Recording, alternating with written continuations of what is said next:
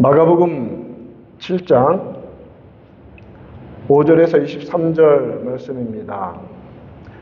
예수님께서는 이스라엘에서 가장 북쪽 변방의 갈릴리 인근에서 주로 사역하셨습니다.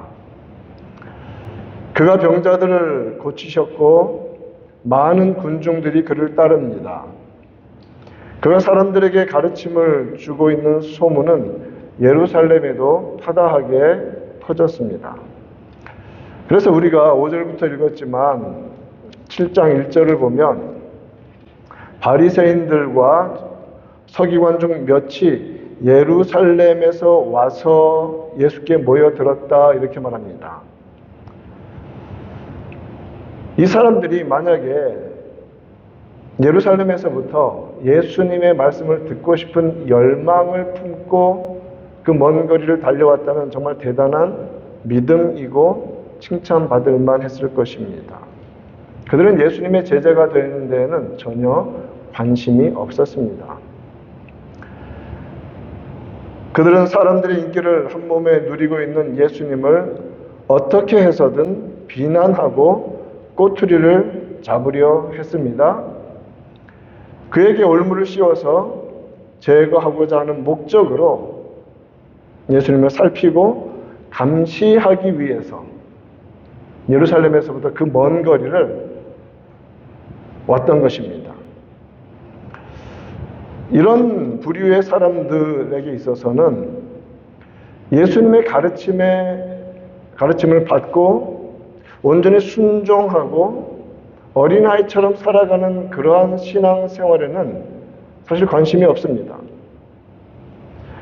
이러한 바리새인이나 서기관들은 자신들이 가지고 있는 그러한 유대교, 사실은 정확히 말하면 자신들의 주관적인 판단과 생각, 혹은 그것을 조금 더 좋은 표현으로 종교적인 기준에 따라서 나름대로의 종교 생활을 합니다.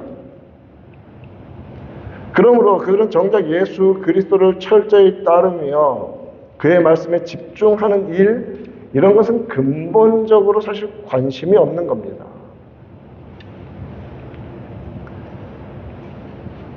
바리새인과 서기관들이 예수님과 그의 제자들의 모습에서 어떻게 하면 비난거리를 찾을 것인가 라고 이렇게 구부러진 마음 상태로 예수님을 관찰하고 있습니다. 그때 7장 2절에서 제자 중 몇 사람이 부정한 손, 곧 씻지 아니한 손으로 떡을 먹는 것을 보았습니다. 손을 씻지 않고 떡을 먹는 것은 위생상 좋지 않죠. 그런데 그것이 하나님의 뜻에 위배된 것은 아닙니다. 그래서 이것에 대해서 왜 부정한가라는 이유로 3절과 4절이 그렇게 보충 설명이 되어 있는데, 장로들의 전통을 지킨다는 겁니다. 손을 잘 씻습니다. 시장에서 돌아와서도. 그리고 물을 뿌리지 않고는 먹지 않습니다. 왜요? 만약에 그렇게 하지 않으면 어떤 판단을 받습니까? 부정하다라는 판단을 해버리는 겁니다. 평가를 내려버리는 것이죠. 어떤 기준에 따라서? 장로들이 정한 유전, 성경 자체, 율법 자체가 아니라 거기에서 파생되는 해석을 가지고 그것이 전통이 되고 기준이 되고 말씀보다 더 상위법이 되어버리는 일이 벌어지는 것입니다.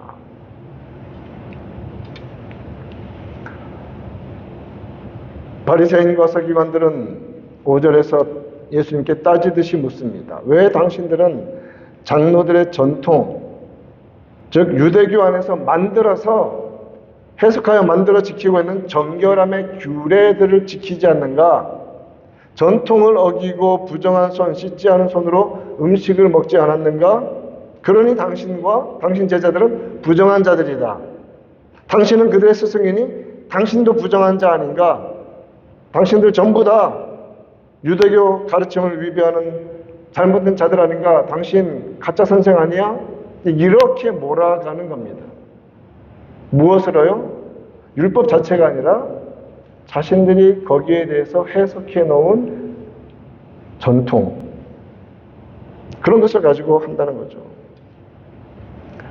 예수님께서는 그러한 터무니없는 공격에 대해서 이사야 29장 3절 말씀을 가지고 인용하시면서 말하십니다. 6절 말씀 중반에 이 백성이 입술로는 나를 공경하되 마음은 내게서 멀도다. 그 다음에 말씀은 정확하게 지금 이 컨텍스트, 예수님과 제자들 이러한 모든 비난함에 있어서의 컨텍스트가 정확히 나오고 있는데 7절에서 사람의 계명으로 교훈을 삼아 가르치니 나를 헛되이 경배하는도다 이렇게 말합니다. 사람의 가르침, 하나님의 말씀에서 유추했을 수도 있고 혹은 자신들이 강화시킨 그런 자신들의 생각을 가지고 신앙을 규정해버리는 것입니다. 그러면서 하나님은 말씀하십니다. 나를 헛되이 경배한다. 이스라엘 백성들의 신앙이 온전치 못하고 외형적이고 이율배반적이며 위선적이며 가식적인 모습만 드러내며 자랑하는 것을 책망하신 내용입니다. 예수님 당시의 유대교도 이사야 선지자가 보냄받을 때의 상황도 마찬가지고 예수님 당시의 유대교도 마찬가지였습니다. 예수님은 계속해서 말씀하십니다. 심지어는 9절에서 전통을 지키려고 하나님의 계명을 잘 저버린다는 참 무서운 말씀을 하시죠.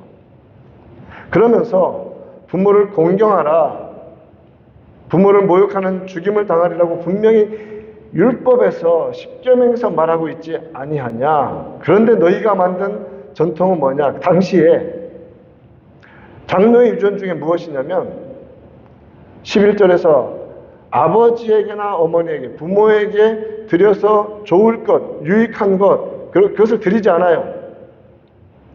그러면서 뭐라고 말하냐면 고르반, 내가 부모님께 드려야 할 것을 곧 하나님께 드림이 되었다. 그거 하나님께 드렸어요. 라고 말하면 그만이라는 겁니다.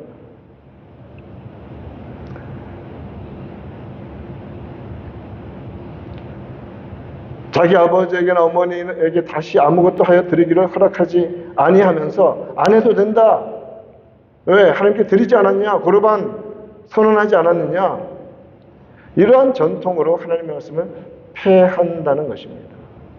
이게 얼마나 무서운 모습이며 우리 속에서 너무나 쉽게 하나님의 이름을 말하면서 온전히 자신의 삶을 돌아보지 않는 방편으로 사용하는 그런 익스큐즈로 사용하는 그런 모습이 얼마나 우리 속에도 사실은 많이 있습니까?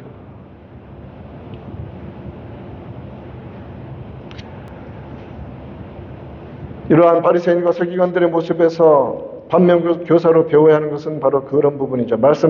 말씀대로 따르지 않는 것입니다. 진리를 겸손히 배워 순종하려고 하지를 않습니다. 자신은 하나님을 잘 믿는다고 계속해서 착각하고 계속해서 주장합니다. 동시에 위선적이고 불순종의 모습만 자랑스럽게 신앙인 양 가지고 있는 것입니다. 그렇기 때문에 예수님께서 문제 삼으신 것은 말씀 자체가 중요하다는 것입니다. 바리새인과 서기관들은 모세의 율법 자체가 아니라 유대교 안에서 형성된 율법에 대한 적용에 해당하는 이 전통과 장로들의 유전이 기준이 된다는 것입니다. 성경은 정경이라고 합니다. 캐논이라고 합니다. 캐논. 그 카메라 캐논하고 같은 이름인데 기준이라는 뜻입니다. 룰러, 자라는 뜻입니다. 성경이 모든 것을 재단해야 합니다. 성경의 모든 것을 비추어 보아야 합니다. 그런데 유대교 안에서 형성된 전통, 장로들의 유전이 기준이 되어서 오히려 율법이나 사람들의 모든 것들까지 다 덮어버리며 예수님과 그 제자들을 불정한 자라고 비난하는 것입니다. 이와 같은 신앙의 모습들 우리가 얼마나 조심해야 하는지 모릅니다. 하나님의 말씀, 성경, 진리 그 자체에 별로 관심이 없습니다. 자신이 지금까지 배워온 수십 년간 믿어온 그러한 종교적인 신앙적인 행태와 양식이 가장 우선에 있는 것이죠.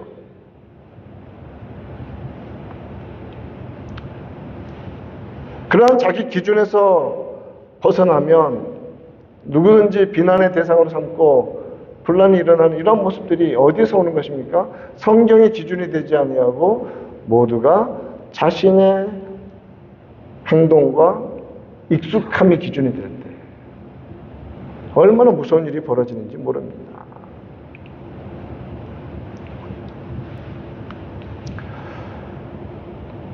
바리새인과 서기관들이 씻지 않은 손으로 음식 먹은 제자들이 율법적으로 부정하다 비난한 것을 예수님은 들으셨습니다.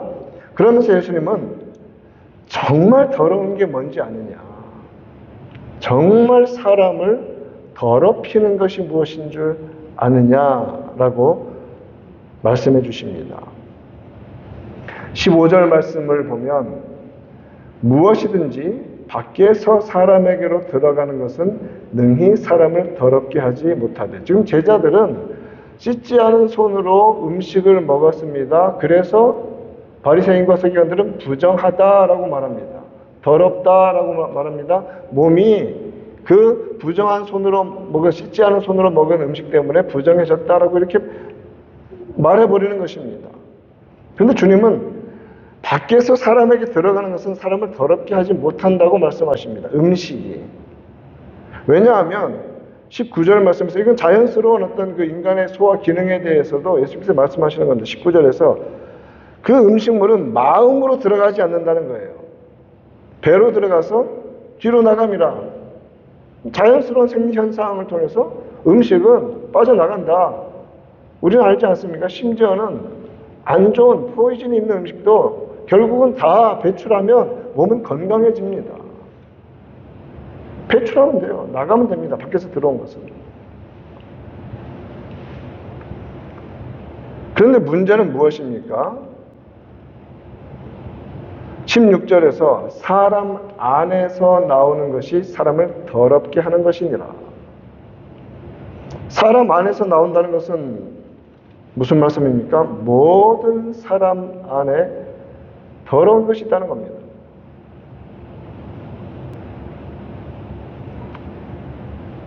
단순히 신체적인 것을 말하는 것은 아닙니다. 인간의 오장육부, 그런 장기들을 가리키는 것이 아닙니다. 인간의 내면, 인간의 마음, 인간의 죄악에 물든 영혼의 상태를 가리키는 것입니다. 거기에서부터 악이 쏟아져 올라온다는 것입니다.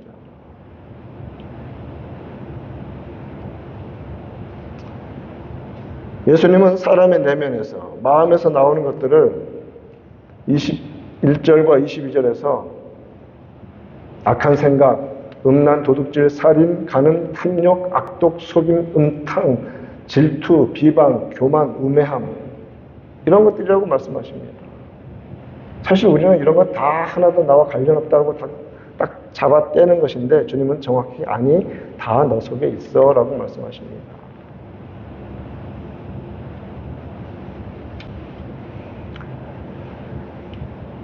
그러시면서 23절에서는 이 모든 것이 다 속에서, 즉 마음으로부터, 이 깊은 내면으로부터 나와서 사람을 더럽게 한다는 것입니다. 여러분 이 말씀으로 기억합시다. 몇 가지를 정리합니다. 모든 인간의 마음 상태는 그 자체로 선하지 않습니다. 예수님은 어느 특정한 죄인의 무리들을 언급하신 것이 아니고 유대인이 아닌 이방인들에 대해서 말씀하신 것도 아닙니다.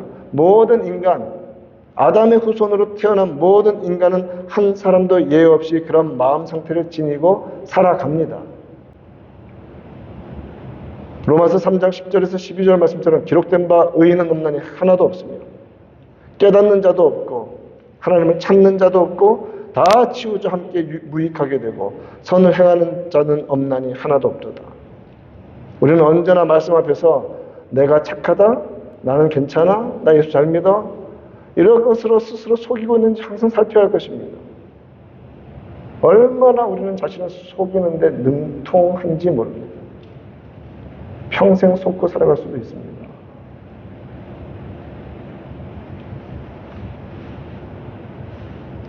왜 인간은 예외 없이 그런가요? 모든 인간의 마음은 종교개혁자들의 표현을 따르면 죄악을 생산해내는 공장이기 때문에 그렇습니다. 여러분, 우리 모두 안에 공장 하나씩 갖고 있습니다. 죄악을 아주 기가 막히게 만들어내는 공장이 우리 안에 있다는 말입니다. 성령 하나님의 거듭나게 하심이 아니면 죄악된 영혼 그 자체로는 악과 파멸을 향해 달려갈 수밖에 없습니다. 다른 길은 없습니다. 그런 모든 인간의 마음에서 나오는 것들의 영향은 무엇입니까? 예수님이 말씀하시죠. 속에서 나와서 그 사람 자체를 더럽힌다는 겁니다. 지정의 인간 전체를 다 생각과 행동과 모든 것을 다 더럽혀버린다는 것입니다. 죄에 오염된 인간이라, 아니 속 자체에 죄악된 본성을 가지고 있는 인간이라 그 자체로 더럽습니다. 자기 힘으로 벗어날 수 없습니다. 뭐 돌을 닦는다고 평생 돌을 닦아봐야 깨닫는 것 하나 있습니다. 내 힘으로는 안 되는구나. 뭐 그거라도 깨달으면 뭐 괜찮은 편이죠.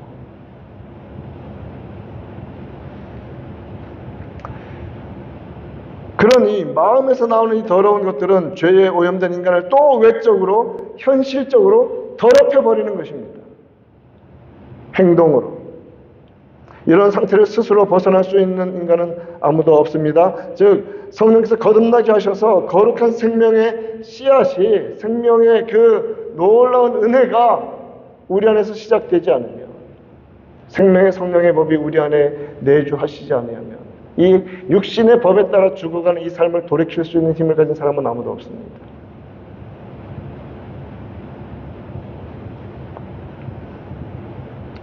거룩한 생명의 씨앗, 생명과 성령의 법이 우리를 거듭나게 하신 하나님의 능력과 은혜로 말미암아 우리 영혼에 심겨질 때 우리는 여전히 이 죄악된 본성과 싸워가는 인생이지만, 그러나 그 상태에서는 우리는 하나님을 섬기는 자가 되는 것입니다.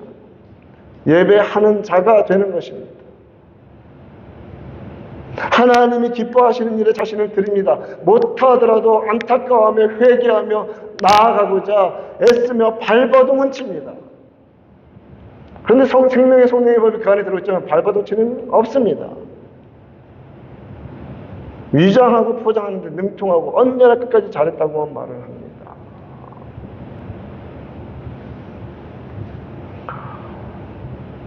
그러나 여전히 여러분, 생명의 성령의 법으로 말미암아 통치를 받는 우리들 속에 내 자체가 그 성령의 법에 위배하는 악한 영혼의 상태를 또 지니고 있는 적인 것을 기억해야 합니다. 여전히 죄에 오염되어져서 우리는 이 죄와 싸우는 삶을 살고 있는데, 우리 속에 있는 죄의 욕망과 더러운 것들을 자극하고 부추긴다는 말입니다. 그러니 로마서 7장 21절 24절처럼 그러므로 한 법을 내가 깨달았노니 곧 선을 행하기 원하는 나에게 악이 함께 있는 것이로다. 오호라, 나는 곤고한 사람이로다. 이 사망의 몸에서 누가 나를 건져내랴. 우리 구주 예수 그리스도밖에 없습니다. 예수의 이름 부르면 이깁니다. 예수 이름을 죽을 때까지 불러야 합니다. 단 한순간도 놓쳐서는 안 됩니다. 우리 힘으로 단 한순간 이제 할만하다, 그때 넘어집니다. 그때를 마귀는 기가 막히게 기다리고 있습니다. 그러므로 우리 정말 주님 부르시는 그 순간까지 참 부족하고 연약한 인생이지만 오직 예수님만 의지하고 말씀의 법, 생명의 법, 성령의 법에만 의지하여 죽을 힘을 다해서 죄와 싸워나가며 내 속에 있는 죄를 죽여가기에 힘쓰며, 죄를 먹여주는 그러한 그릇된 죄악된 양식들은 우리가 섭취하지 말고 하나님의 거룩한 양식으로 죄를 죽여가며 이 거룩한 은혜의 길을, 그러나 이미 승리하신 주님께서 승리하셨기 때문에 비록 넘어질지언정 승리자로서 살아가며 일어서서 주님 따라가는 우리 모두 되기를 우리 구주 예수님의 이름으로 축원드립니다.